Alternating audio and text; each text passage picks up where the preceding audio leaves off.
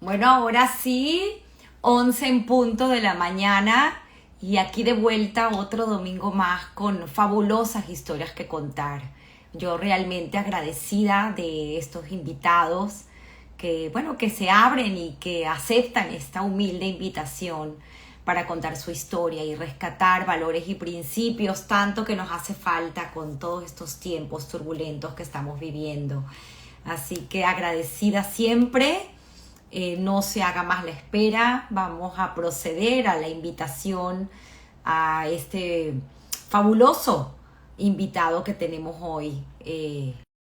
Una conversación divina que vamos a tener y pues con mucha historia porque es una persona increíble que tuve la oportunidad de entablar conversación esta semana.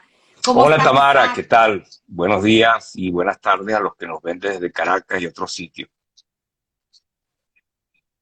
Así es, bueno, comentándole a la audiencia lo fascinada que estoy esta semana de investigación previa que he tenido con este invitado formidable que eres tú, de verdad que muy agradecida, sobre todo con Néstor Garrido, que fue un cómplice importante para conocerte, ¿no? Y pues para traerte al programa una historia realmente fascinante y agradecida que hayas aceptado la invitación y además varios que han estado en historias que contar, que tienen anécdotas contigo, tanto familiares como una muy especial que no quiero dejar de mencionar, que es tu gran amigo Henry Grunberg, a quien tuvimos en el programa y que, bueno, se expresa de maravilla porque fuiste una persona importante en un momento de su vida cuando él le tocó migrar. Y hablando de migración, pues obviamente todos estamos al tanto de lo que está sucediendo en Ucrania, donde ya más de 1 millón de personas han salido del país y pues entender un poco, ¿no? Estos principios, estos valores, de dónde venimos, este sentido de identidad. He tenido la oportunidad de observar varios trabajos, leer libros, ya hablaremos de todo eso, pero también me llamó mucho la atención uno en particular que hiciste una videoconferencia que realizaste con Néstor acerca del tema de la identidad y creo que es algo muy importante de mencionar y bueno, tú ahorita con tu profesión, siendo profesor en la Universidad de Ottawa, es una de las cosas Ujú. a las que te dedicas en la parte de comunicación. Así que me va a parecer realmente fascinante hablar contigo y agradecida. Y al darte ya la palabra, porque pues obviamente toda la tribuna será tuya el día de hoy, como todos saben, vamos a comenzar pues a indagar sobre tu pasado. Te puedes presentar y empezar por esa historia maravillosa que para ti inicia en Tánger. Sin embargo, vamos a ir mucho más atrás para entender un poco esos orígenes de estos judíos en Marruecos y luego ese movimiento migratorio que tú bien lo describes y cómo llegamos a Venezuela, porque hay historias ahí muy interesantes de Brasil, Argentina, por ahí te lo voy a dejar en el aire para que tú lo comentes después. Esta historia que me enteré maravillosa de una proclamación de la reina de Holanda para Ujú, darle la nacionalidad a un ujú. bisabuelo. Por ahí quiero que lleguemos a toda esa historia y luego contarnos entonces un poco lo que haces. Pero muchas gracias Tamara por la oportunidad yo estoy muy contento de estar aquí, de estar conversando contigo y además de estar de alguna manera en contacto con gente que aprecio mucho, que quiero. Algunas de las personas que están aquí, por supuesto, las conozco. Y otras personas que probablemente también van a conocer un poquito, no solamente de mi historia personal, pero de una historia que, como tú lo has dicho, está vinculada con la historia de los judíos del norte de Marruecos, con la historia de los sefardín, con la historia de la comunidad judía en Venezuela y con todo efectivamente, esta historia que hoy adquiere un sentido particular por muchos temas asociados con la identidad, con la inmigración, algo, un proceso que todos directa o indirectamente conocemos y que hoy, digamos, vemos en una forma bastante cruel, lamentablemente, gente que tiene que abandonar sus países, como nos tocó a nuestros padres, a nuestros abuelos en algún momento abandonar sus países, ¿no? Es así, es así. Bueno, comencemos contigo. Tú naces en Tánger, pero como bien dijimos, tus padres son de Sí, Tetuán. sí, mis padres y yo puedo decir que mis ancestros, si voy hacia atrás, tengo de hecho pruebas de que ellos estaban ahí en el siglo XVIII y probablemente antes, en el siglo XVII, XVI, porque hay documentos que así lo prueban, ¿no? Los Naón, por el lado de mi papá, tenían una sinagoga, eran propietarios de una sinagoga en Tetuán y hay documentos del Tribunal Rabínico de Tetuán, que yo los tengo, copias facsimilares de 1762, donde ellos tienen una disputa, de hecho, con otro rabino por la propiedad de la sinagoga, ¿no? Entonces sí, o sea, venimos de allí, de Tetuán, pero antes venimos, lo más seguro, de España, muy probablemente en el caso de los Naón, por el nombre, por el apellido, seguramente de una pequeña población que estaba cerca de Oviedo, que se llama todavía, ya es parte de la ciudad de Oviedo, que se llama Naón.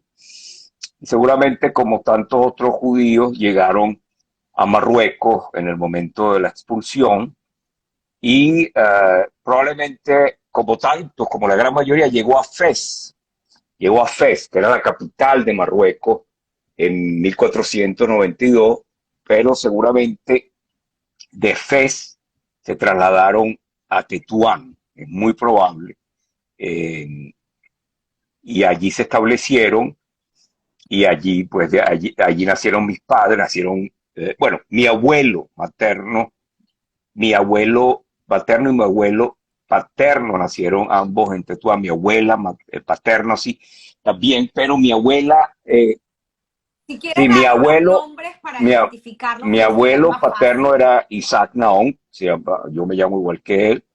Él se, él se tuvo que cambiar el nombre cuando muy joven se fue a vivir a Argentina y su primo que lo recibió ahí le dijo, mira, aquí no es bueno tener un nombre tan judío. Y él y su hermano, que se llamaba Leví, o sea, Isaac y Leví, imagínate, muy judío ambos nombres, y entonces el primo les dijo, no, es mejor que se cambien el nombre. Entonces mi abuelo se cambió el nombre en el registro en Argentina por Emilio Naón y su hermano por Luis Naón. Y eso después tiene consecuencias en la forma en la que la gente me conoce, porque si tú hablas con algún primo mío, con algún tío y le dices, estuve con Isaac Naón, le va a costar identificar quién es esa persona. En cambio, si le dices que conversaste con Emilio Naón, va a decir, ok, ya sé quién es, mi sobrino, mi primo.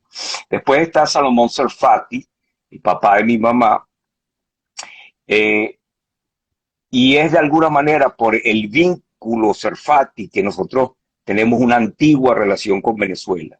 Si bien mi abuelo Salomón Serfati fue uno de los pocos, digamos, jóvenes de su época que se quedó en Tetuán y no emigró a las Américas, su hermano, mi tío abuelo Isaac Serfati, sí se fue a Venezuela, probablemente a principios del siglo XX o a final del siglo XIX y se estableció en Los Teques. Así que el vínculo con Venezuela viene de lejos. Y después mis abuelas, Simi Naón, y de allí viene la conexión holandesa, porque ella era Simi Israel y su madre era mi bisabuela, a la que conocí. Nosotros ya la llamamos Mama Israel, pero de apellido Vendelaca, ahí viene la conexión holandesa. Y mi abuela Sara, nacida en Brasil, ahí hay alguna diferencia de opiniones dónde nació exactamente en Brasil, si fue en Río o si fue en, ¿cómo se llama esto? En allí donde construyeron esta casa de la ópera. Belén No, no, no, Dupalmat, no, algo así. Belén. bueno, ahora se me escapa el nombre, está ahí cerca del río Amazonas. Pero bueno, el punto es que ella nació en Brasil, pero su familia era de Tánger, de Tánger.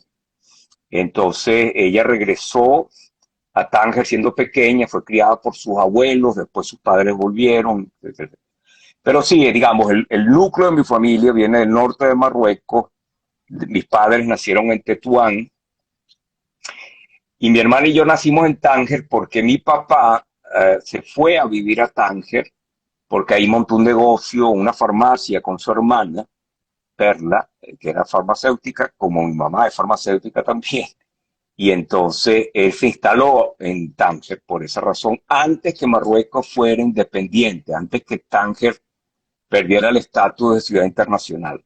Así que mi papá tuvo una vida, yo creo que interesante en ese Tánger, que era muy cosmopolita, que era una ciudad muy abierta, ¿no? Donde se sabe la historia de Tánger, como tantos escritores americanos se fueron a establecer a Tánger. Por supuesto, también con una comunidad judía muy activa, muy vibrante. Entonces, mis padres se instalaron en Tánger, ya cuando se casaron, pues se instalaron allí y nosotros vivimos allí hasta el año 68, 1968, ya cuando en el 67 estalló la guerra de los 6 días.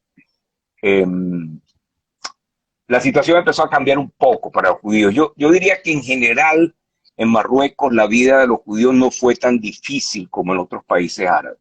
Eso está claro. O sea, no podemos decir que los judíos fueron perseguidos, como fue el caso de Egipto, de Irak o de otros países árabes donde sí hubo una persecución mucho más dura. Pero sí se creó un clima que hacía que hubiera una cierta animadversión, sobre todo por el conflicto árabe-israelí. Y cuando mi papá ya se planteó, mis padres se plantearon el tema de salir, a dónde vamos a ir, era un poco natural que decidieran Venezuela. Primero porque mi mamá ya tenía hermanos allí instalados, varios de sus hermanos instalados hace algún tiempo allí.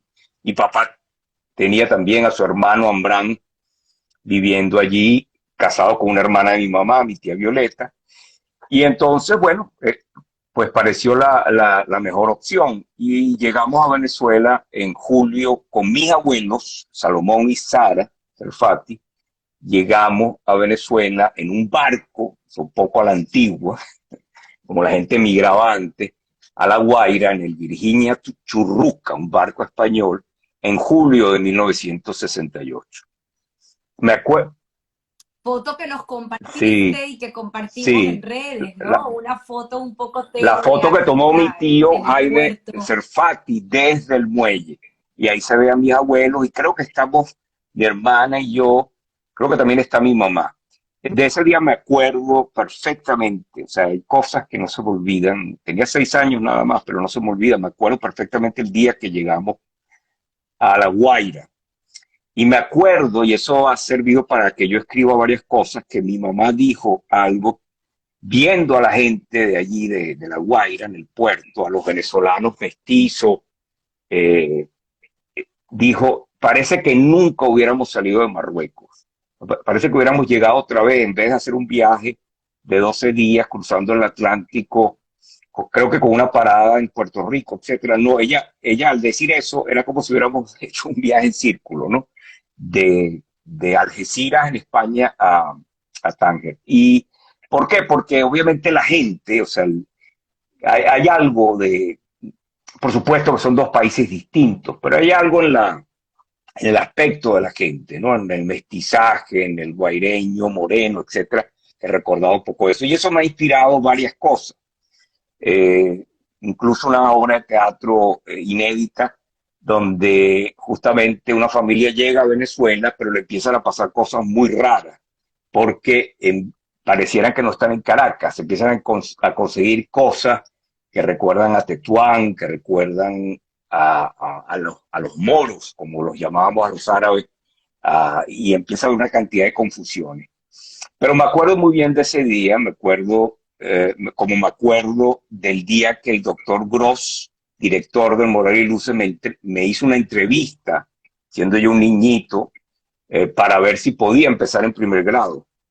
Me acuerdo perfectamente, me acuerdo que me dio un papel, me pidió que escribiera algo, me hizo algunas preguntas. Bueno, y efectivamente, pues empecé yo en primer grado, mi hermana en preescolar en el Moral y Luces, en San Bernardino. Así que de esos primeros tiempos en Venezuela tengo recuerdos todavía muy claros, muy frescos. Sí, Qué increíble, qué increíble. Aparte, cosa que me parecía muy interesante porque en algún momento pensaste que querías ser músico y esa entrada también a la música por parte de tus padres, además del deporte y también otro cambio importante que me parece que bien vale la pena resaltar es cómo no terminas en el Moral y Luces, sino pasas al Colegio efectivamente. Rambam. Yo hice hasta quinto grado en el Morelos y Luces, mi hermana seguramente habrá hecho hasta tercer grado. Y bueno, hubo la famosa, digamos, el cisma. No sé cómo se conoció eso en la comunidad, pero bueno, el cisma, cuando el doctor Gross y algunos profesores que trabajaban con él en el Morelos y Luces decidieron irse.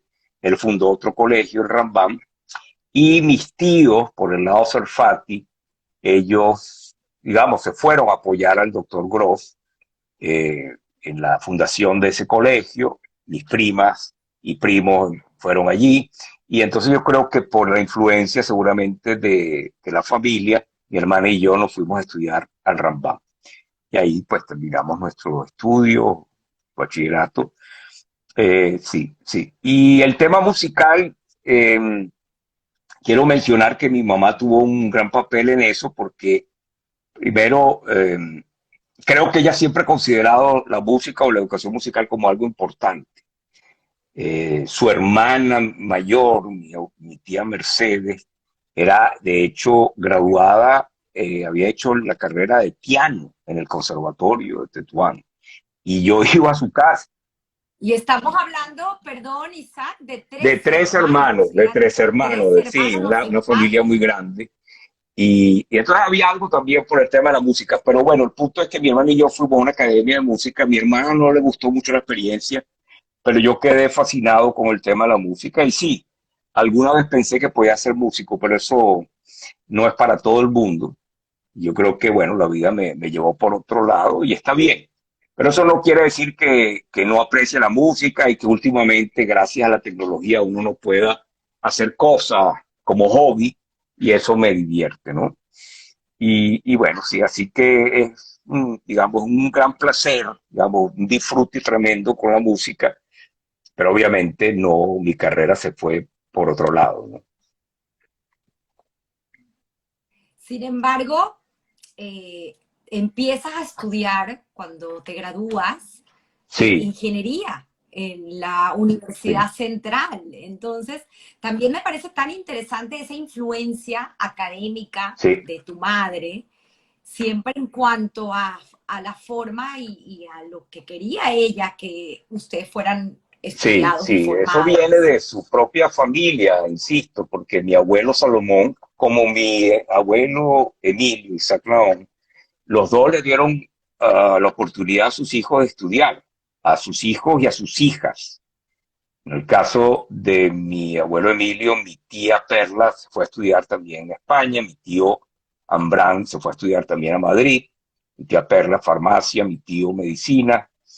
En el caso de mi mamá, sus hermanos, Aarón y Gabriel, y ella, todos fueron a estudiar a Madrid, porque en Tetuán ocurrió algo bien interesante como proceso. O sea, no sé si la gente lo sabe, la primera escuela de la Alianza Israelita Universal, de ese movimiento francés, propulsado por los judíos franceses para llevar educación a los judíos, sobre todo en los países árabes y a las comunidades también en Turquía, la primera escuela se abrió en Tetuán. Y eso tuvo un gran impacto en Tetuán. Hay gente que dice que de hecho ese fue el comienzo, que, digamos, que la gente dejara de ser un poco religiosa. Y puede ser que sea eso, que tenga algo de verdad. Pero lo cierto es que eso tuvo un gran impacto en la comunidad. O sea, abrió a los judíos de Tetuán muchas posibilidades.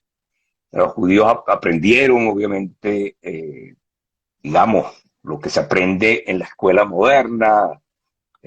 Por supuesto, aprendieron un idioma como el francés, aprendieron matemáticas, aprendieron historia, y eso cambió también la mentalidad de los judíos de Tetuán. Y por eso mis abuelos tanto Naón como Sarfati, consideraron que era importante que sus hijos tuvieran una educación y que incluso las mujeres, o sea, insisto en ese punto porque uno no piensa en esos términos. Claro. Y así hizo, pues mi mamá o mi tía fueron a estudiar a España, se graduaron y claro, mi mamá que originalmente quería estudiar medicina, pero bueno, su hermano, que fue médico, después su hermano Aarón, consideró que no era una carrera para mujeres o que era demasiado duro, bueno, estudió farmacia. Y ella siempre, por supuesto, siempre se destacó en los estudios y, y ella ya después, ya graduada, que trabajó, por supuesto, en la farmacia, en Tánger y todo, pero ya cuando nos fuimos a Venezuela, mi mamá tuvo que hacer la reválida de farmacia en la Universidad Central. No fue a hacer la carrera completa, pero sí implicó estudiar mucho, ponerse al día. Y eso también le abrió puertas a ella para trabajar. Ella trabajó en la industria farmacéutica, formulando productos en Venezuela. Y ella tenía la aspiración de que yo fuera médico. Pero bueno, se conformó después con la idea de que iba a ser ingeniero. Y ya después se tuvo que resignar que tampoco iba a ser ingeniero. Y entonces allí fue, después de un año en la central, llegué a la Católica y empecé a estudiar comunicación. Sí, comunicación social. Wow, vale la pena decir esa historia, porque además luego veremos, cosa que le hice de alguna manera ver a Isaac, esa relación de su familia con la farmacia y el mundo de la salud en su trabajo, porque no te No, desligas totalmente de ese mundo, ya lo veremos, pero es fascinante, fascinante, como la sangre uh-huh. llama, como diríamos. Empiezas, terminas tu carrera más bien de comunicador, de comunicación social, donde también hay una historia que también me parece interesantísima porque entras y vale la pena mencionarlo porque es historias que contar y estamos analizando de repente un poco cómo uno toma decisiones y las circunstancias por las cuales uno toma decisiones en la vida.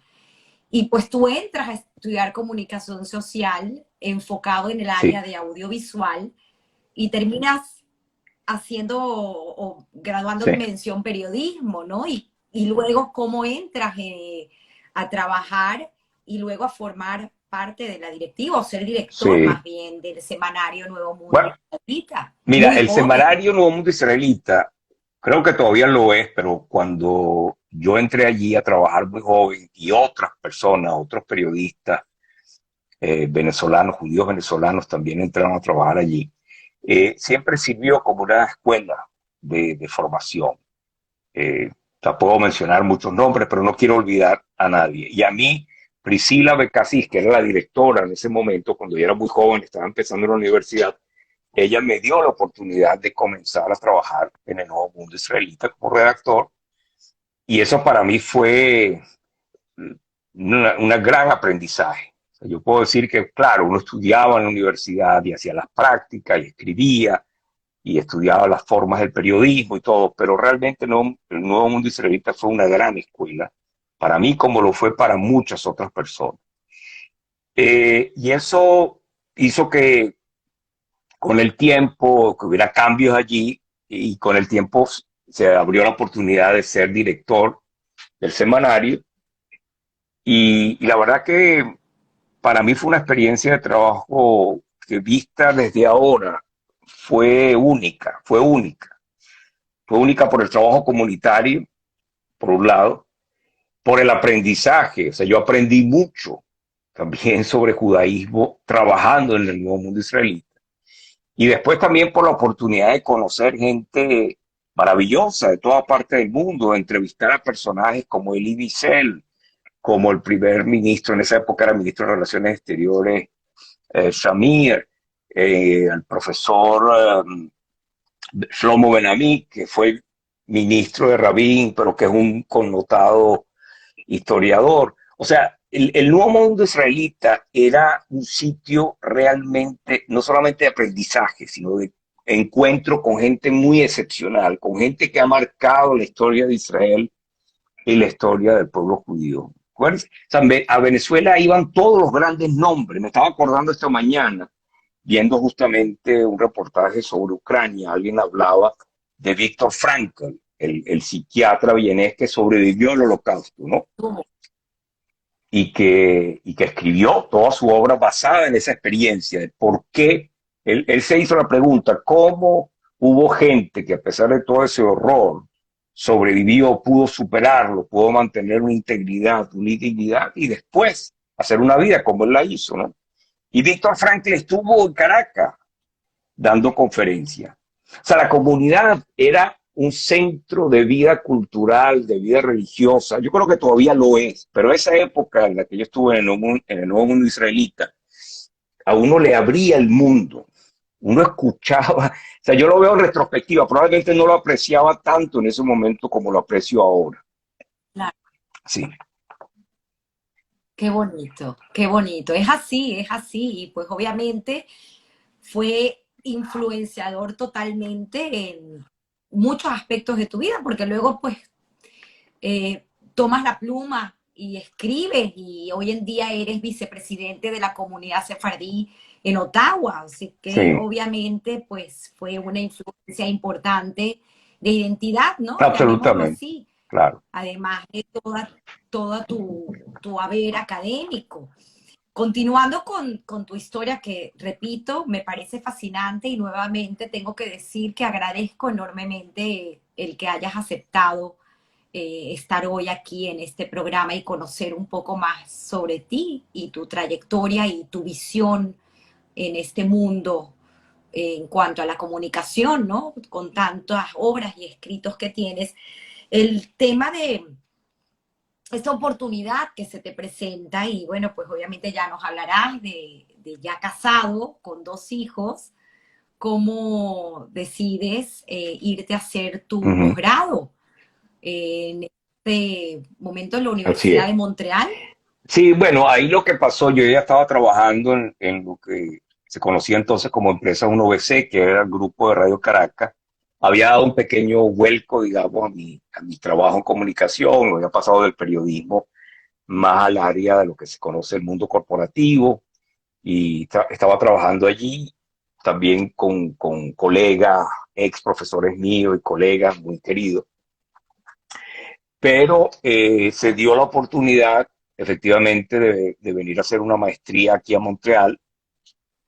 Allí es cuando empiezo a reconectarme o a conectarme con el mundo de la salud, porque mi trabajo, mi tesis de maestría fue en el área de comunicación y salud, y eso cambia un poco la orientación de mi carrera, o sea, empiezo cada vez más a trabajar temas de salud. Después volvemos todos a Venezuela. Ya nos nació una hija aquí en Montreal. Yo digo que ella es la verdadera canadiense de la familia, pero no le gusta vivir en Canadá. Odia el invierno canadiense, aunque nació aquí. Y volvimos a Venezuela. Y allí es cuando, digamos, me dirijo más al mundo académico, porque el padre Ugalde me ofrece la dirección de la Escuela de Comunicación Social en la Católica. Y bueno, me entusiasmó mucho esa propuesta y yo ya había empezado a dar clases por hora en la universidad y él pues ofreció la dirección, cosa que acepté, y ahí entonces estuve 2 años como director de la escuela. Cosa interesante, o sea, primero yo venía de estudiar allí y la experiencia de haber estudiado en la Católica fue muy positiva, en muchos sentidos. Conocí a mi esposa allí, etcétera. O sea, fue muy, muy positivo en muchos sentidos. Pero una de las cosas que los jesuitas tienen es una apertura y un respeto por la diversidad. Y me acuerdo que el día que me juramentaron como el director, el padre Ugalde se sintió estaba un poco incómodo porque todo el mundo juraba sobre una Biblia eh, cristiana. Y entonces éramos varios directores y decanos que estaban en ese momento juramentándose. Y él inmediatamente se dio cuenta que eso era una Biblia cristiana. Y entonces él la retiró. Y me dijo, tú no tienes que jurar sobre esta Biblia, no te preocupes. O sea, había una sensibilidad tremenda en ese sentido. Y Wow. para mí fue una experiencia muy buena haber trabajado allí en la Universidad Católica. Después, la Organización Panamericana de la Salud, que es digamos, la rama de la Organización Mundial de la Salud que se ocupa de las Américas, sacó un concurso para hacer estudios de doctorado y yo me postulé y bueno, quedé, me dieron una beca y volvimos a Canadá. Volvimos a Canadá donde estuvimos 3 años. Ahí hice mi doctorado y volvimos a Venezuela. O sea, como puedes ver, esto de ser migrante para mí no es nada nuevo. O sea, yo llevo desde los 6 años saltando de un país a otro, ¿no? Y, y bueno, fue también una experiencia buena. Yo entiendo que para los hijos, para la esposa a veces es duro, y eso también lo reconozco porque estar cambiando de país, ir y volver, cambiar de sistema escolar, cambiar de idioma. Mis hijos aprendieron todos cuando eran pequeños muy bien a hablar francés en Montreal, hablaban perfectamente francés. El único que lo conservó ahora es el mayor. Pero bueno, todo eso es duro para ellos, para mí probablemente también, pero creo que fue mucho más duro para ellos. Después de esos 3 años volvimos a Venezuela, yo volví a trabajar a una empresa de consultoría que tenía una sede en Venezuela, pero es una empresa que todavía existe en relaciones públicas, en marketing, Burson Marsteller, y allí con un amigo, un buen amigo mío, Rafael Pedraza, que era el gerente general, arrancamos. Ahí está la conexión con la salud, lo que llamamos la práctica de salud, trabajando mucho con el sector farmacéutico. Yo venía a hacer un doctorado en esa área también. Entonces, eso hizo que, bueno, que yo pudiera desarrollar ese negocio en Venezuela y después que me dieran la oportunidad de irme a trabajar con la empresa Miami, en la oficina de Miami, 2 años después. Y ahí empieza digamos, otro cambio de país. Estuvimos en Miami 7 años. Fue una experiencia buena, fue una experiencia también buena. Otra vez, experiencia dura para la familia, o sea, cambiar de nuevo, salir de Venezuela, cambiar de sistema escolar, cambiar de amigos, cambiar de todo, el país. Pero bueno, esos 7 años fueron también muy positivos. Mis hijos, por supuesto, ganaron el inglés, cosa que les ha ayudado muchísimo después. Eh, Mi esposa, bueno, trabajó también en Miami. Estuve trabajando en esta empresa que era un trabajo duro porque los clientes no estaban en Miami, estaban en toda América Latina y eso implicaba estar montado en un avión constantemente. Pero aprendí mucho de la industria farmacéutica y ahí empieza a conectarse pues con la historia de mi mamá, de alguna forma. Aprendí mucho del mundo de la salud, aprendí mucho de Latinoamérica, viajé por prácticamente todos los países de Latinoamérica y me dio realmente una visión muy completa de las diferentes culturas, las diferentes maneras de ser de los latinoamericanos. No es lo mismo un mexicano que un argentino, eso ya lo sabíamos, y mucho menos que un brasilero, que yo siempre he dicho que los brasileros es otra cosa dentro de América Latina, no solamente por el idioma, es otra cosa. Entonces, bueno, ahí estuve 7 años, pero fueron 7 años bastante duros. Pasaba más de medio año en un avión y entonces salió la oportunidad. Lo vi en un aviso en internet.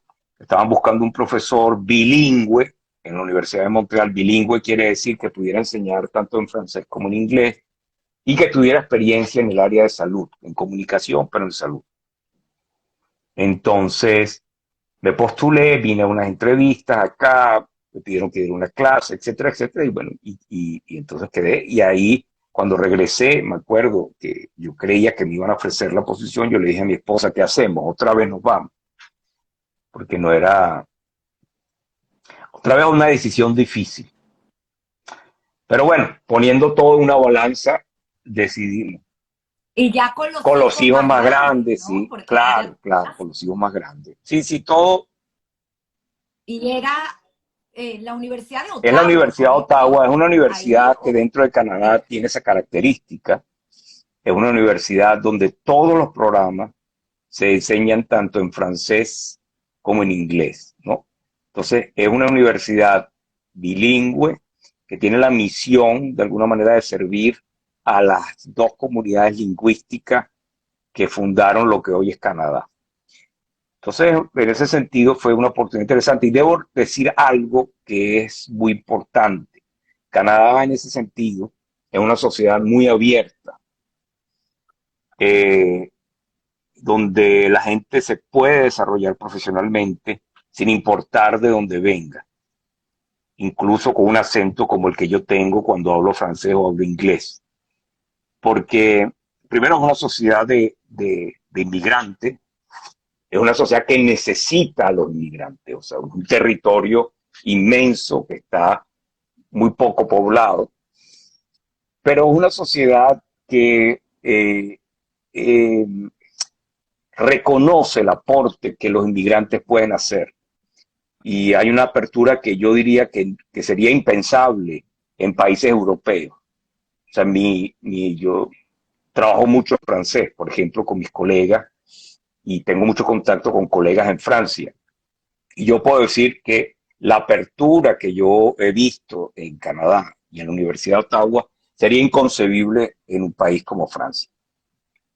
Sí, porque bueno, ajá. Y tienes una anécdota que creo que vale la pena hablando de este tema y creo que no, nos toca en lo personal por todo lo que se está viviendo hoy en día cuanto al tema de inmigración, de esta familia judía que trajo, vámonos a atrás un poco y luego regresamos a tu historia, pero me parece muy interesante que la cuentes, esta familia que llegó a traer a muchos judíos Sí, de es muy Tánger. interesante la familia Eh, Reichmann.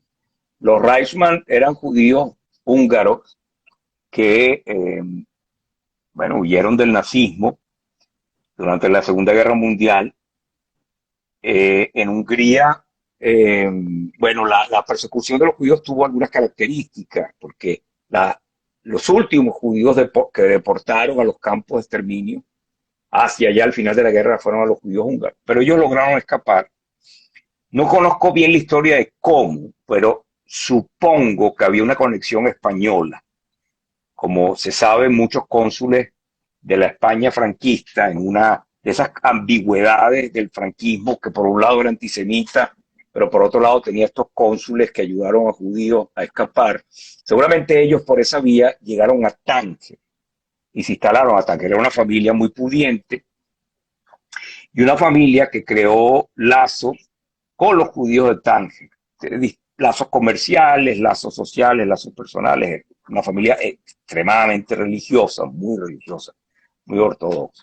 Y es muy interesante lo que pasó, porque ellos después de Tánger se establecieron en Toronto y desarrollaron muchos negocios en el área inmobiliaria. De hecho, bueno, todavía la familia Reichmann es una familia muy conocida en Canadá por eso. Y entonces, ¿qué es lo que pasó? Ellos se establecieron en Toronto y cuando los judíos de Tánger empezaron a emigrar, muchísimos judíos de Tánger llegaron a Toronto, entre otras cosas porque Reichmann, la familia Reichmann, los acogió y les dio oportunidades de trabajo y los ayudó a asentarse. O sea, uno se pregunta, por ejemplo, hay una sinagoga, o creo que un par de sinagogas, pero creo que hay una en particular que se llama Shea Castilla, el pueblo de Castilla, en Toronto, que es de judíos tangerinos, y uno se pregunta si los judíos tangerinos, que eran judíos de habla hispana, pero también de habla francesa, ¿por qué se fueron a una ciudad fundamentalmente de habla inglesa como Toronto y no se fueron a Montreal, donde hay tantos judíos marroquíes? Pero la razón es esa, que había esa conexión con la familia Reichmann y que la familia Reichmann ayudó a muchos de esos judíos a establecerse allí. Sí.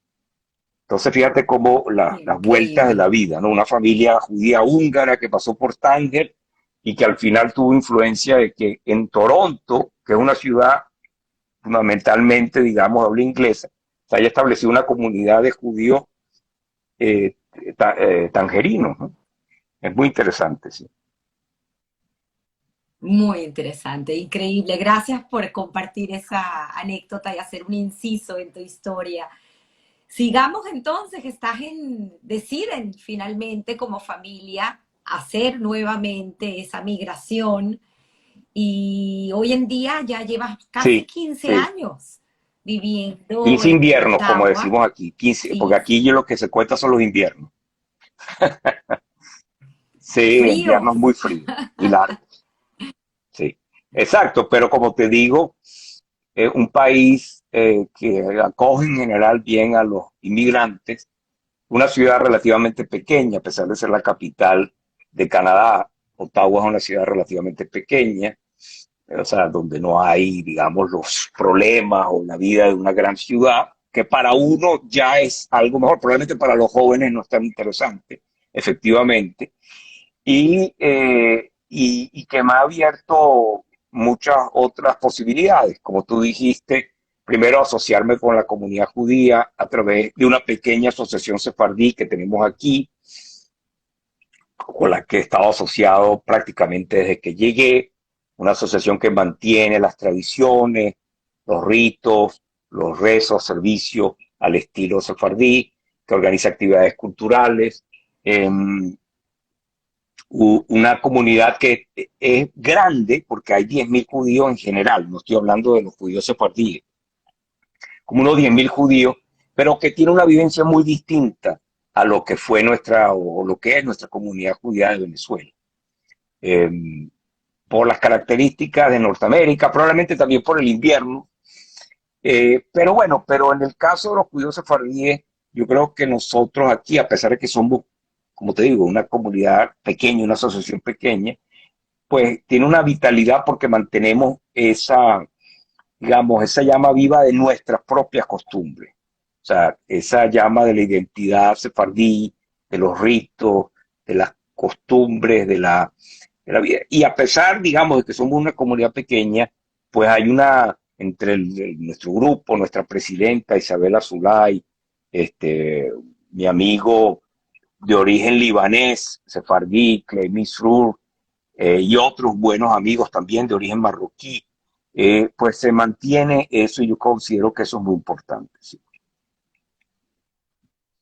Y la Y la comida no comida, puede por supuesto, faltar. cuando hacemos acá la mimuna, que si coincide este año también creo que va a ser un domingo, pero hemos hecho muchas celebraciones de mimuna y la gente viene y Ashkenazim, Sefardín, les encanta, entre otras cosas, por la comida. ¿Sí? Así es.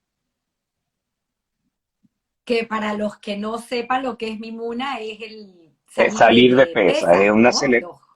Cuando cuando salimos de las salimos de las Pascuas. Pascuas se celebra entre los judíos marroquíes, pero eso después ya se ha universalizado un poco. En Israel es prácticamente una fiesta nacional también. Es lo que los judíos de Tetuán llamaban Timimuna o los judíos del sur de Marruecos llamaban Mimuna, que marcaba la salida de la Pascua y el regreso de Hametz.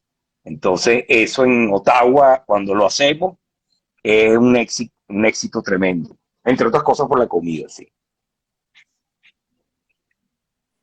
Vamos a entrar más adelante en tu trabajo actual como profesor en la Universidad de Ottawa, pero en el camino hay muchas cosas que pudiésemos hablar y creo que nos extenderíamos a 3 o 4 horas porque tienes cantidad de trabajos, ensayos, libros publicados y sería infinito lo que uno puede conversar contigo. Sin embargo, tú muy bien me hiciste un resumen y creo que podemos tomarnos de ese resumen para hablar un poco de tus trabajos y me llama la atención para comenzar con uno de ellos y para ir cronológicamente con este ensayo de los 200 años de la independencia de Venezuela que ganas en el Mm, 2010 en sí. Banesco. Si quieres nos puedes conversar un poco porque aparte es muy interesante porque entendiendo que eres comunicador y además profesor y PhD, además en filosofía, cabe recalcar.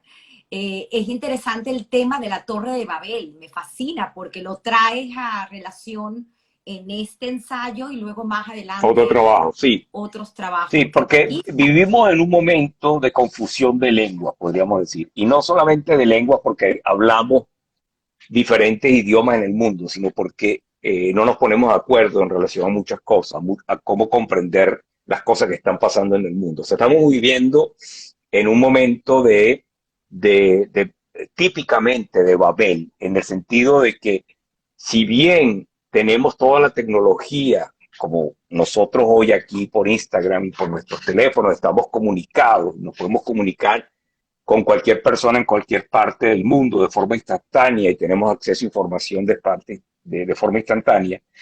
También vemos que, como era el proyecto de Babel, vamos a hablar todos un mismo idioma y vamos a subir hasta el cielo y vamos a conquistar el cielo. E incluso dentro de esa ilusión medio, yo no sé cómo llamarla, un poco enloquecida, vamos a hacerle la guerra a Dios allá arriba en el cielo. Pero bueno, el punto es que si bien tenemos todos esos medios para eso, para unificarnos, también vemos que hay una cantidad de enfrentamientos, de puntos de vista contradictorios, lamentablemente de conflictos, incluyendo conflictos violentos, armados, momentos típicos de Babel. Y yo cuando escribí ese ensayo sobre los 200 años de la independencia, no me interesaba, porque yo no soy historiador, no me interesaba pensar tanto o analizar tanto los 200 años de la independencia desde el punto de vista histórico. No tengo la formación. Me interesaba entender cómo se estaba usando esa idea de la independencia en este momento, sobre todo en el discurso político venezolano, para justamente crear una visión unificada de nación, crear una visión heroica de la nación, cuando, y en la historia de Venezuela lamentablemente yo creo que ha habido un problema, es delicado decirlo, pero es cierto, de autoestima nacional. O sea, y yo creo que una de las cosas que ocurrió más recientemente es que se trató, a veces de forma distorsionada, manipulada, no con las mejores intenciones, pero de mejorar la autoestima nacional. Y eso en el contexto de los 200 años de la independencia implicaba darle un sentido actual. ¿Qué quiere decir ser independiente hoy en día en medio de esta Babel, que yo llamo fragmentada, donde la gente no se pone de acuerdo, donde hay tantos conflictos, polarizaciones, etcétera, etcétera? ¿Qué significa eso? Y sobre todo significa darle la impresión a la gente, aunque no siempre sea así, pero darle la impresión que hay algo que los une, que hay algo que los une, que trasciende toda esa disrupción, esas peleas, esos conflictos. Y es esa búsqueda de sentido, o sea, 200 años después, ¿qué significa ser venezolano hoy, en este mundo donde hay tanto ruido? Y eso es lo que yo traté de ilustrar en ese ensayo, efectivamente. Entonces sí, el tema de Babel me interesa mucho porque creo que es un tema que tiene mucha resonancia hoy en día.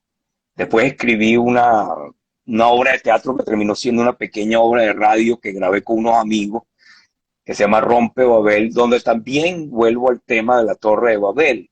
¿Por qué? Porque creo que hoy estamos en ese punto. Estamos en el punto tenemos dos opciones. O realmente la gente se une y entiende que vivimos en un solo planeta y que al final no nos vamos a escapar de este planeta para irnos a vivir a Marte o a nada de eso. Eso es una fantasía de la película Don't Look Up. Eso no es verdad, eso no es posible. Todos estamos aquí en este barco. Si este barco se hunde, nos hundimos todos los seres humanos.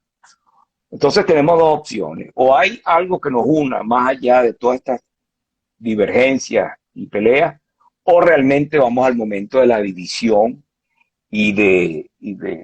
bueno, alguien diría, bueno, pero ese es el destino de la humanidad. Esa ha sido la humanidad. La humanidad ha estado dividida en pueblos, dividida en naciones, en fronteras. Es verdad, pero yo creo que hoy en día está más claro que nunca que lo que pasa en el mundo, incluso en los sitios más remotos, nos puede afectar. Incluso en los sitios, El el efecto efecto mariposa, mariposa. efectivamente, nos va a afectar. O sea, quien crea hoy en día, por ejemplo, que lo que está pasando en Ucrania no le va a afectar, pues mira, no sé en qué mundo vive. No sé en qué mundo vive. Y no nos podemos escapar. O sea, no nos podemos escapar. No hay un cohete esperando a nadie para irse a vivir a otro planeta.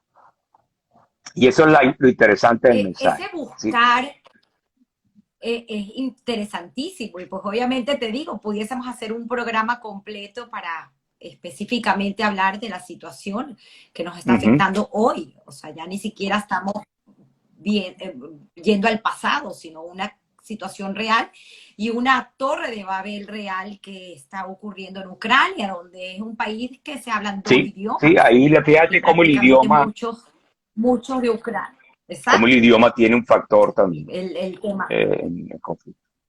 Pero para seguir con tu historia y con este profundo análisis que llamo yo, llega también esta otra obra, este libro que me pareció fascinante porque es una mezcla de historia, historia personal, la historia de la familia Sí, Naón, con un libreto ya novelesco, pero muy bien documentado que haces con tu ujú, con Meyer. cuñado, con Meyer Megarici, y Sí, médico, por cierto, y, y hoy en día es el encargado de hacer toda la parte genealógica para el mientras fue proceso en España y en Portugal. el Sí, proceso él se español, ha del convertido, pasaporte y de español. alguna manera la novela tiene que ver con eso. Él es un genealogista de muy alto nivel, porque estudia la genealogía y va a los documentos, realmente ha hecho un trabajo de genealogía muy interesante. Y esa novela, que se llama La Conjura del Esplendor, que escribimos a cuatro manos, empieza con un trabajo que él hace de genealogía sobre la familia Naón.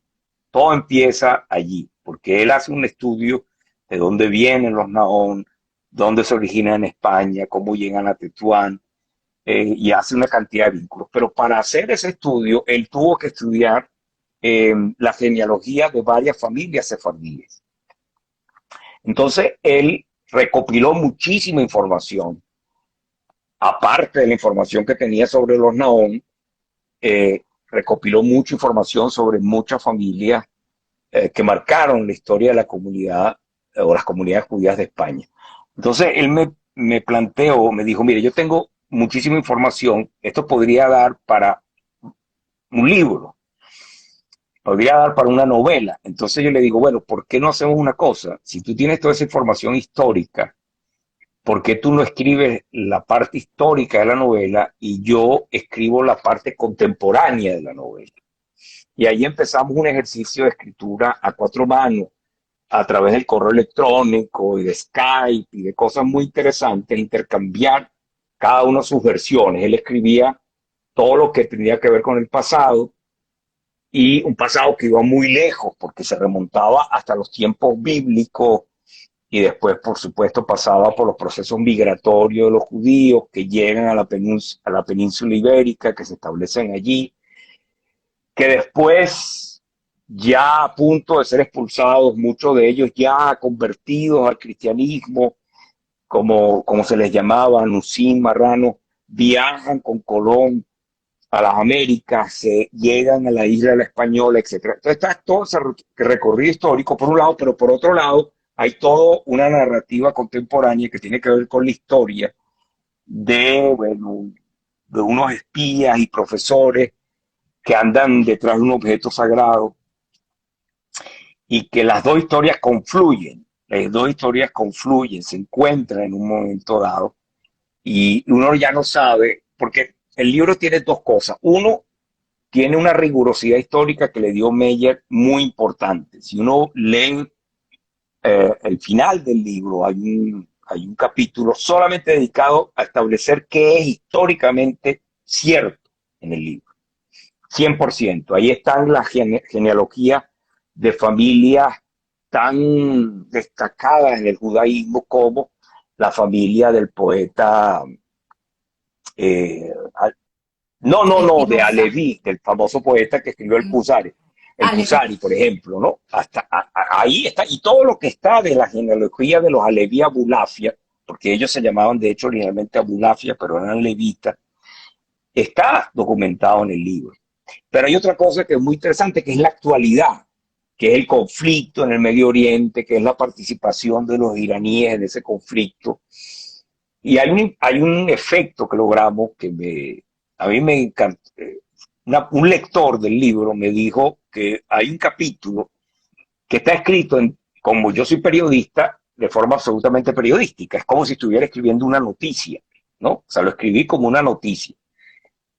Y una noticia que salió publicada en un periódico muy conocido. Y un lector me dijo, pues yo me creí que esa noticia había ocurrido, de verdad.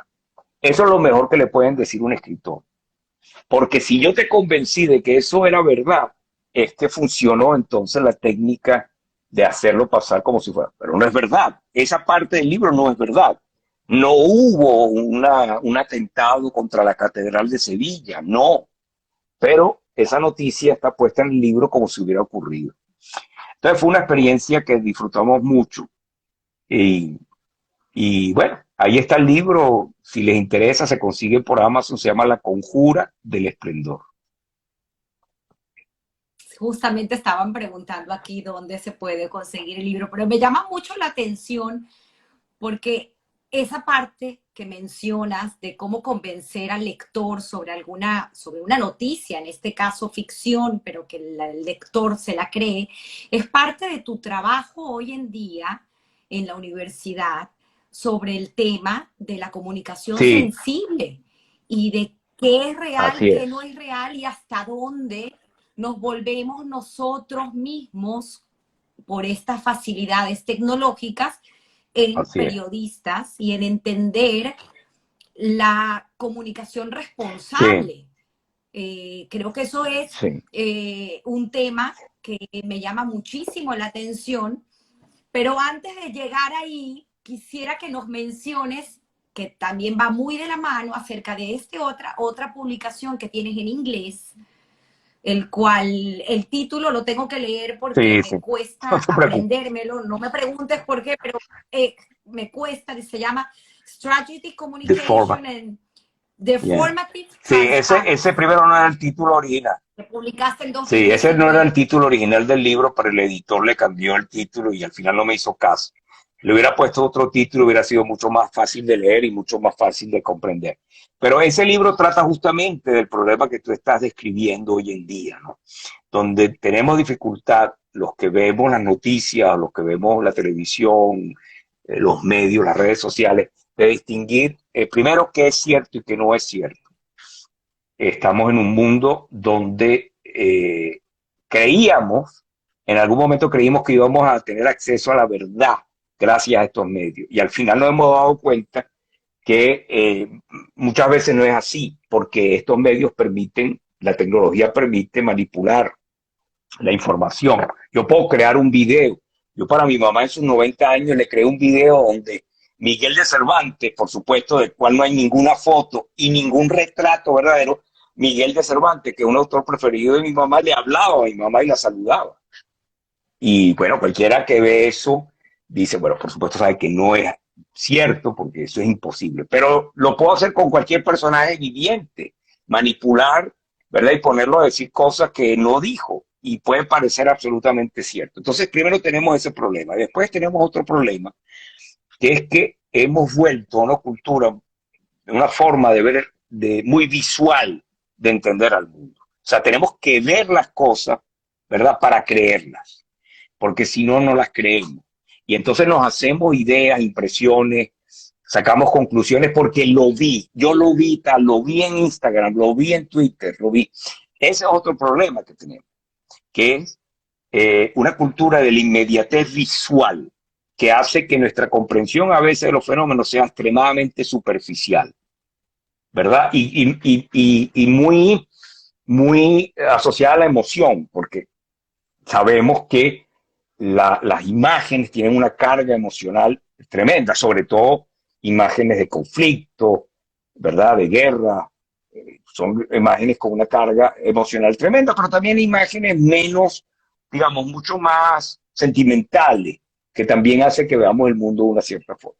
Y hay otro problema con esto, que es que cualquiera, como tú decías, puede digamos, convertirse en un difusor de noticias, de imágenes, cualquiera, porque la tecnología lo permite.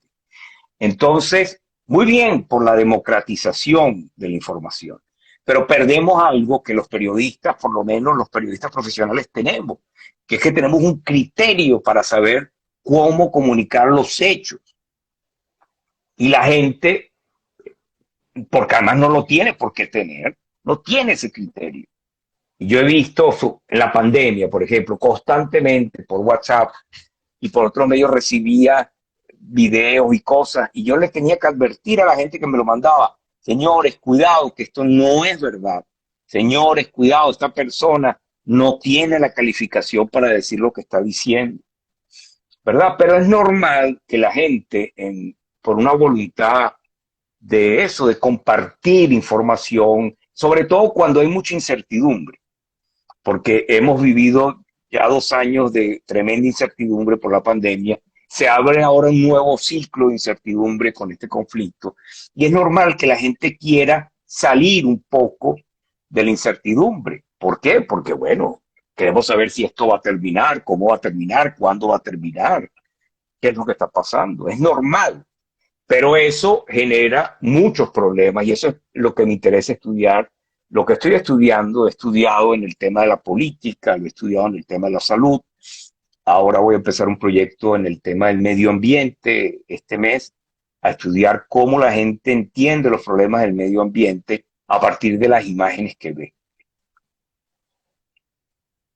Es increíble. Además, tu estudio acerca de el tema de los Sí, sentidos, ¿no? Me parece muy interesante el hecho de cómo influyen los sentidos, además de la vista, así es. que es algo más bien, como tú lo mencionas, tácito, cómo estos otros sentidos, como hasta el Sí, olfato, pueden sí, entrar o influenciar en sí, nuestro eso es otro, mundo, en pues nuestra eso es otro trabajo que percepción. hacemos con colegas aquí, mis compañeros del Departamento de Comunicación. Todos trabajamos en el área de salud, e hicimos un proyecto en un hospital en Ottawa que justamente buscaba entender cómo las enfermeras toman decisiones clínicas a partir de los diferentes sentidos. O sea, cómo, por ejemplo, incluso el olfato, que en algunos casos es muy importante, o incluso el sentido del oído, de la audición, hace que ellas tomen una decisión de llamar a un médico para que intervenga, o ellas mismas intervenir para hacer un procedimiento. Eso fue un proyecto fascinante. Y después, esa fue la primera fase del proyecto. La segunda fase era cómo los sentidos eran usados en telemedicina, con médicos que tenían que hacer un seguimiento postoperatorio a través de una pantalla. Y entonces, claro, ahí qué es lo que hay. Básicamente hay sonido y vista, porque no se puede tocar, no hay olor, por supuesto, por ahora, pero eso va a llegar. Llegaremos el día que habrá olor a través de estos medios, pero por ahora lo que hay es sonido y vista. Entonces, ¿cómo el médico compensa a través de una serie de actos el hecho, por ejemplo, que no pueda tocar al paciente? O sea, en un postoperatorio en la rodilla, estábamos estudiando sobre todo operaciones de rodilla, un traumatólogo no le puede tocar, ¿verdad?, por la pantalla de la rodilla a ver cómo está. Entonces tiene que hacer una cantidad de cosas para compensar esa falta del uso del sentido del tacto. Entonces, sí, es una investigación muy interesante, hay publicaciones al respecto, que está basada en eso, en cómo lo sensorial nos ayuda a comprender mejor cómo es la comunicación entre médico y paciente, entre enfermera y paciente, efectivamente. Sí. Creo que tu madre al final sí tuvo el De médico alguna que manera deseaba. lo logró. Sí, no soy médico, pero hago cosas que están ahí cerquitas, sí.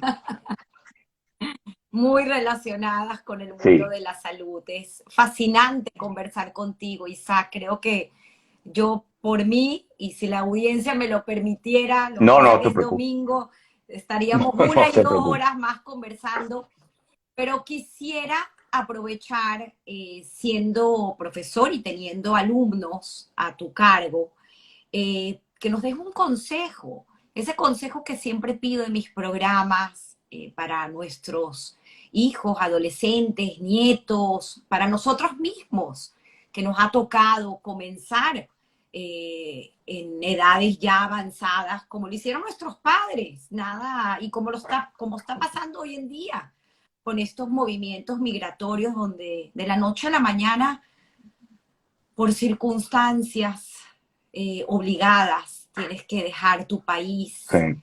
e irte a otro, a otra forma de vida, ¿no? Otra idiosincrasia similar o no similar, pero Sí, ¿qué mira, consejo pudieses darnos en este mundo de comunicación ya, yo gestuaria?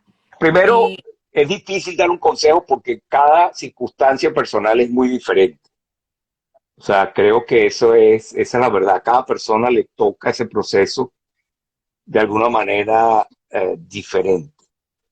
Lo que yo puedo decir, después de haberme mudado tantas veces de país y haber cambiado y haber ido y vuelto, etcétera, es, si uno lo puede evitar, es mejor, sinceramente. O sea, yo creo que a la larga uno pierde algo wow, siempre. Uno deja algo, deja la familia, deja los amigos, uno pierde algo, se pierde algo, se ganan otras cosas, pero se pierde también mucho. Entonces, si uno pudiera evitar eso, sería mejor. Si uno pudiera ir a un sitio y decir, ya, aquí me voy a quedar, este es mi sitio. Los judíos muchas veces pensamos en ese sentido en Israel, es decir, ya, o sea, ya está bien de ir de un lado a otro, ¿no?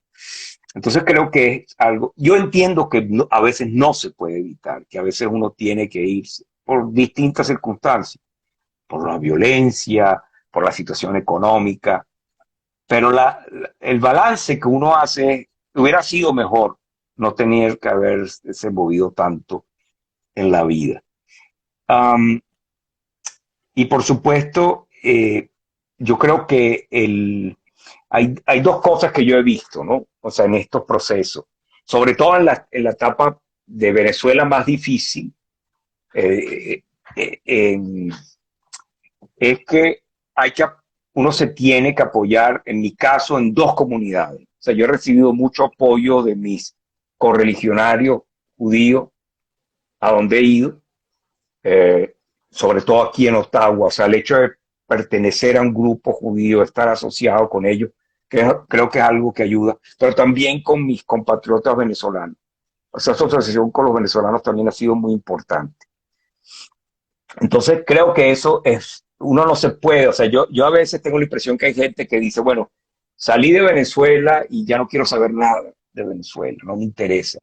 Pues yo creo que eso no es lo correcto, no es lo correcto porque creo que Venezuela nos dio a todos mucho y no podemos olvidarnos de Venezuela. Nos acogió, nos dio mucho. O sea, Venezuela fue muy excepcional en el sentido positivo de la palabra con nosotros. Entonces nosotros no podemos olvidarnos de Venezuela. Entonces creo que tener esos dos para nosotros, esos dos apoyos, es muy importante. Pero si uno pudiera evitar salir y quedarse en un sitio y hacer una vida allí y estar con su familia, sería lo mejor.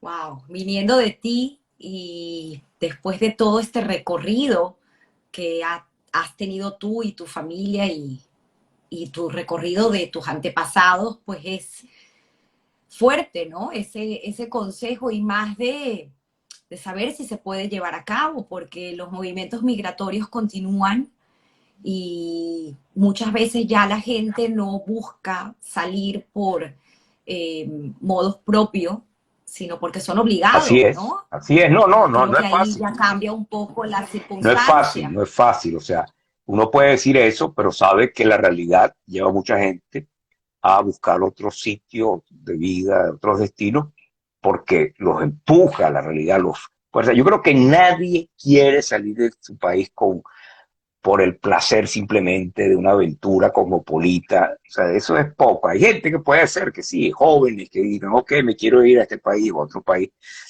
pero la gran mayoría de la gente no quiere dejar ni sus raíces, ni su tierra, ni su familia, ni sus amigos. No, entonces es lo más duro de ese proceso. Ahora, ¿qué es lo que pasa hoy en día? Que es una realidad, lo estamos viendo con los venezolanos que emigran, 6 millones probablemente ya de venezolanos fuera del país. Lo estamos viendo ahorita con los refugiados de la guerra en Ucrania, lo hemos visto anteriormente con tantos otros que han tenido que salir.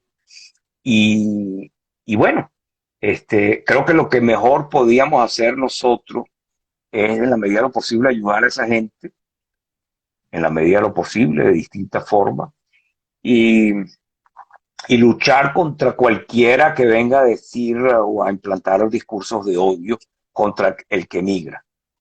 Con respecto a eso yo soy muy sensible y no acepto que nadie me venga a decir porque los inmigrantes o los inmigrantes. En general no lo acepto porque me parece que no es justo con ellos. Y además de donde se cree mucha de esa gente que viene, no sé, sobre todo aquí, ¿no?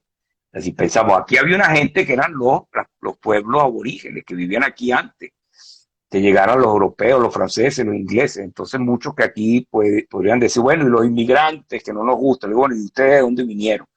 Porque ustedes no son de aquí los que son los Inuit, o los algonquines, o los Cherokee, o los esto y los otros, pero ustedes no. Porque todos somos inmigrantes al final, esa es la realidad, todos somos inmigrantes. Es así. Quiero pedirte, aprovechando nuevamente que estoy ante un profesor de la talla tuya y con todos los trabajos que tienes en tu haber, otro consejo. Y en este caso es el tema del el mundo y la era digital, cosa que ya hablamos anteriormente, pero un poco con la situación que estamos viviendo. La pandemia de la noche a la mañana se vio borrada por la Sí, invasión a Ucrania.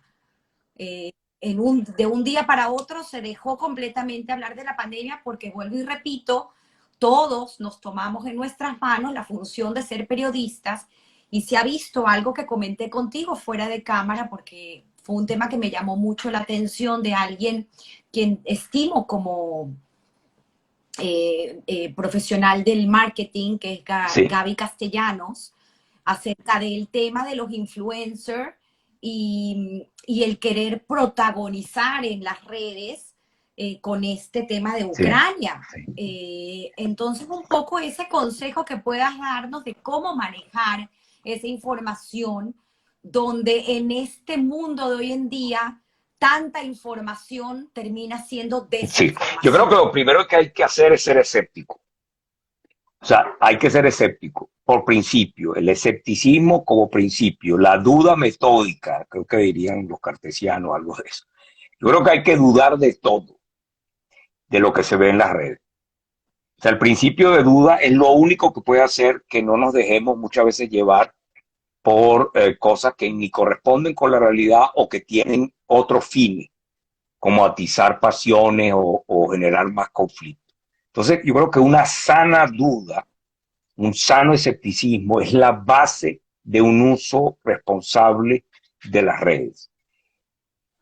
Otra cosa que creo que hay que hacer, y yo sé que no es fácil, es tratar de indagar más allá de lo aparente. Yo decía con respecto a la pandemia que cualquier noticia que sea demasiado buena en el sentido positivo, es sospechosa de no ser verdad. Si alguien dice, por ejemplo, consiguieron la cura para esto y lo otro, sospeche de eso.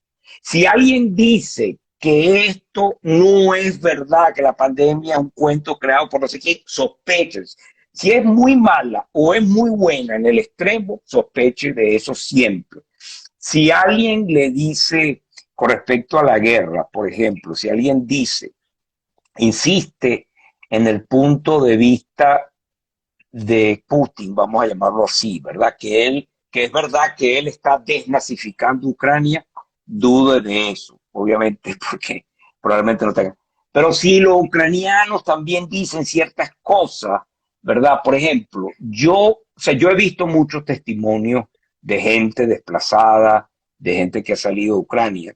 Creo que muchísimos de ellos son ciertos, es verdad que hay mucha gente sufriendo, pero cuando se usa demasiado el testimonio de una persona con una carga emocional, ya entramos en el terreno de la propaganda. Y es allí donde yo empiezo a dudar. Entonces, yo prefiero tomar siempre distancia de lo que veo, siempre. Evitar las opiniones fáciles, rápidas. Yo escribí por ahí un pequeño texto. El argumento nazi hay que evitarlo, o sea, porque todo el mundo quiere nazificar a todo el mundo, ¿no? O sea, Putin es Hitler. No estoy tan seguro, no me gusta Putin. Es un autócrata brutal, pero ojo con esas comparaciones. Aquí se llegó a comparar a Justin Trudeau, el primer ministro de Canadá, con Hitler cuando declaró el estado de emergencia por el tema de los camioneros. Pues por supuesto que Trudeau no es Hitler ni nada que se le parezca. Por favor, por favor. Entonces, cuidado con esos exabruptos, con esas opiniones fáciles, que al final no sirven para nada. ¿Por qué? Porque no comprendemos la realidad a partir de estas caricaturas que la gente hace de la historia. No, no, no. Y los ucranianos tuvieron su pasado antisemita, eso no lo niega nadie. En Ucrania ocurrió Babillar, pero eso no quiere decir que porque tuvieron ese pasado, ¿verdad? Hoy merezcan los ucranianos en su conjunto lo que les está pasando, porque también mucha gente llega a esas conclusiones ligeras, tontas. No sirven para nada, no sirven para nada, no crean, digamos, no ayudan a entender lo que está pasando y a la larga no ayuda a resolver el conflicto. Si fuera así, ¿verdad? El primer ministro Bennett, un hombre religioso, no hubiera roto el Shabbat para ir a Moscú a hablar con Putin y ver qué podía hacer él, ¿verdad? Porque no lo hizo solamente para hablar con Putin, él trata a Israel de intervenir para ayudar también a los ucranianos. Entonces, ojo, sean escépticos, duden de todo, no se dejen arrastrar por las opiniones fáciles, por las declaraciones, digamos, espectaculares, y entonces empiezan a acusar a uno de otro de nazi. Eso no sirve de nada. Ese es mi consejo. Qué maravilla, Isaac. De verdad que muchísimas gracias. Creo que bien valía la pena aprovechar que te tenemos hoy en el programa y hacer esas declaraciones que pueden ayudarnos, ¿no? A ser un poco más sensibles, por llamarlo así, ante lo que está sucediendo y ser más responsables al momento de emitir o de juzgar, por llamarlo así, o dar alguna opinión. Eh, Pregunta final que hago siempre en el programa, que me robo de alguien a quien yo admiro muchísimo, Guy Ross, que por cierto fue corresponsal de Uh-huh. guerra en un momento dado y hoy en día, después de haber pasado por TED y ser por muchos años el que llevaba TED Uh-huh. Radio Hour, hoy en día tiene un podcast que muchos conocemos y que soy fan, que se llama uno de los podcasts, porque ya tiene varios, que se llama How I Built This, donde entrevista a fundadores de empresa y una de las preguntas que les hace, la cual yo me tomé humildemente para este programa, es acerca del trabajo o la suerte o una ponderación. En este caso, yo me refiero a trabajo y suerte en tu vida, más que él en su programa lo hace hacia el éxito de la empresa. En tu vida, si tuvieras que ponderar o definir el tema de suerte o trabajo, ¿cómo lo Yo en harías? vez de sueldo de trabajo, yo lo llamaría relaciones. O sea, yo creo que las relaciones humanas es lo más importante que uno puede cultivar, porque es lo que, en mi experiencia, es lo que me ha abierto siempre puertas. O sea, yo creo que eso es lo fundamental, establecer relaciones de todo tipo, profesionales, de amistad, eh, conectarse con la gente. Yo creo que eso es lo más importante, independientemente de la profesión, independientemente del área de trabajo. Lo más importante es desarrollar esas relaciones. Creo que para mí es fundamental y es lo que yo más disfruto. O sea, yo sinceramente lo que más disfruto es trabajar con la gente. O sea, con mis amigos y con los que no son mis amigos. O sea, por eso ando siempre inventando algo para poder hacer algo con otra gente. Eso es lo que más me gusta. Esa relación, eso es para mí el fundamento de todo. me llama la atención y quisiera contigo hacer una excepción y cerrar con una pregunta adicional en cuanto a qué te llevas de los Naón y qué te llevas de los Serfati Sí, eso es un excelente. como Wow. aprendizaje. Este, yo creo que los Naón es difícil, o sea, decirlo, resumirlo, pero creo que hay como un sentido de la perseverancia muy grande, o sea, de perseverar, perseverar, insistir, al final no rendirse. Y de los Serfati me llevo la curiosidad intelectual y siempre, y el sentido de la polémica, que en los Naón no, los Naón son mucho más en ese sentido conciliadores, pero como periodista y a veces, bueno, que escribo algunas cosas que pueden resultar un poquito polémicas, creo que eso me viene de los Serfati. Hay un sentido de la polémica entre los Serfati que es muy interesante. Wow, qué increíble. Cómo me encantaría en algún momento viajar a Ottawa y estar en uno de tus salones de Bueno, clase, hoy por así hoy que A probablemente través se de Zoom, cumpla. si, estás invitada a una de las clases, sobre todo si creo que preferiría que fuera en inglés, con mucho gusto, sí. Qué bueno, me encanta. Quiero aprovechar y leerte algunos de los comentarios de esta historia que contar que nos trajiste el día de hoy. Una historia muy rica en vivencias, muy rica en el tema de migraciones. Creo que por eso es que llegas al final a la conclusión, ya busco un lugar de paz y tranquilidad y no seguir moviéndome, aunque eso, como bien tú lo dijiste, pues ha hecho la persona que eres, ¿no? Esta persona llena, como bien lo dices, de curiosidad intelectual que traes de tu madre y de identidad. Muy bien resumido el personaje íntegro. De verdad que feliz de haberte tenido el día de hoy. Por aquí tengo a Rebeca Seir, que siempre se nos Uh conecta -huh. desde Boston. Perseverancia y curiosidad. Así Gracias, es. Rebeca, es lo que se lleva. Simi Benzaquer, Bueno, mi prima, Simi, nuestra querida Simi, querida que es prima. tu prima, y cabe mencionar que es la prima que tiene los mismos Totalmente. abuelos, porque son dos hermanas con dos Así es. hermanos. Mi tía Violeta es hermana de mi mamá y mi tío Ambrán es hermano de mi papá. Así es. Increíble, increíble, me encanta. Simi fue cómplice para entender Sí, un poco sí. este menjurje de nombres y de lugares. Dice por aquí Mi Cherry, me esposa. imagino tu esposa, qué linda, Cheryl Riera, de acuerdo con todo. Vuelve a decir Rebeca, excelente entrevista y buen consejo acerca de ser escéptico. Bravo, muy bien. Por aquí sigo leyendo Mi Rafael primo. Encagua. Muy buena entrevista. Emilio, gusto Sí, bueno, ahí está, escucharte. ves, ahí está el Ahí, nombre. Emilio, sí. gracias por aclarar de dónde viene el Emilio. Rosana Ujú. Sayek, también que ¿Cómo siempre no? se conecta. Gracias, Rosana, excelente entrevista. Nuestra querida Emma, gracias, Emma, igualmente. Por aquí dice Rosana, de acuerdo, nos manipulan con una Sí. facilidad increíble, pero nuestra responsabilidad, como bien lo está diciendo Isaac, es no dejarnos Ujú. manipular. Así es. Ahí seguimos con los mensajes por aquí. Dice Marlene Esmeralda, excelente entrevista, qué vida tan rica en conocimiento, la riqueza más importante, la del Ujú. ser humano. Qué bonito, qué bonito. Ruth debe estar Sí, dice inflada, me a imagino mi se mamá, refieren a sí, tu sí, que espero que madre. esté Qué viendo sin bonito. dificultad, porque claro, ya Instagram es otro nivel, ¿no? Ya está acostumbrada a Facebook Que, a Skype y a WhatsApp, pero bueno, Instagram es nuevo para ella.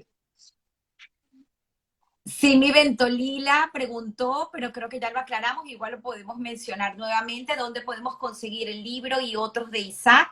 Isaac tiene un blog increíble, si ustedes ponen Isaac Naon Serfati en Google, Google es muy inteligente, es la mejor biblioteca que existe hoy en día y creo que si somos conscientes y podemos y sabemos buscar información, pues tenemos cosas brillantes como el teatro este que Sí, sí, hiciste sí. sobre Bueno, es una Babel cosa que, sí, que Radial. grabé con unos amigos, unos buenos amigos. Otra vez, el trabajo con la gente y las relaciones me parece que siempre es lo más interesante. Pero en Amazon pues puedes conseguir el libro en Eh, inglés, el que publicaste en 2019. el libro, sí, es un libro más académico. No sé si a la gente que no está en ese mundo, no, sí, sí, se consigue en Amazon, pero no, hay unos artículos, Y La Conjura del La Conjura del Esplendor. Esplendor sí está en Amazon.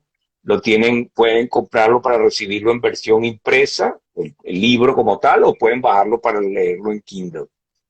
Sí, ese sí está allí. Y bueno, creo que se van a divertir porque tiene, como les digo, esas dos partes y hay algunas cosas, un poco de humor también, en la forma de tratar cosas serias, pero con un poquito de humor.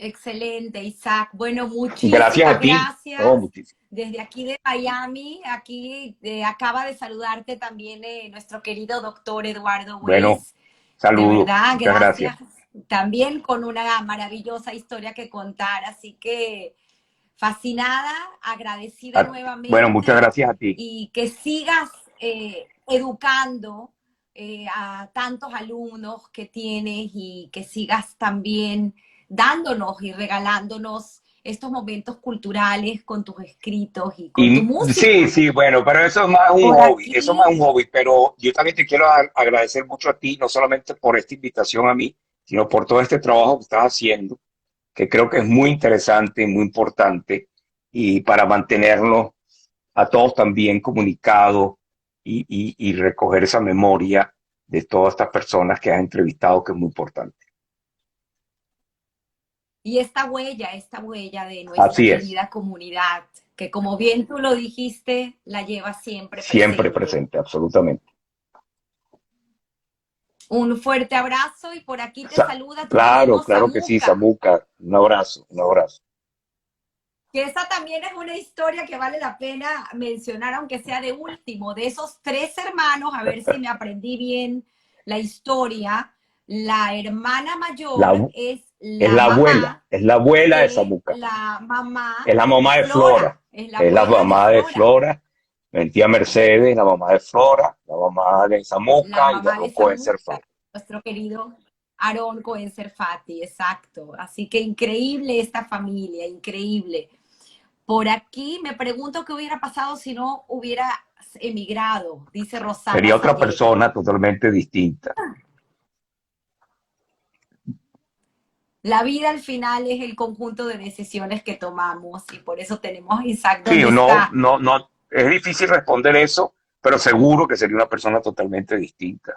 Me hubiera quedado en Tánger, quién sabe, hay muy pocos judíos ahora en Tánger, aunque algunos están volviendo, bueno, no, interesante, pero muy poco. Me hubiera quedado en Venezuela, hubiera sido distinto seguramente. Qué bonito. Gracias Rosana, gracias a todos.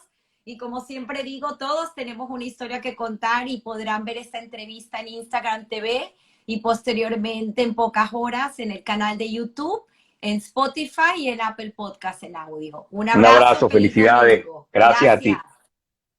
Bye.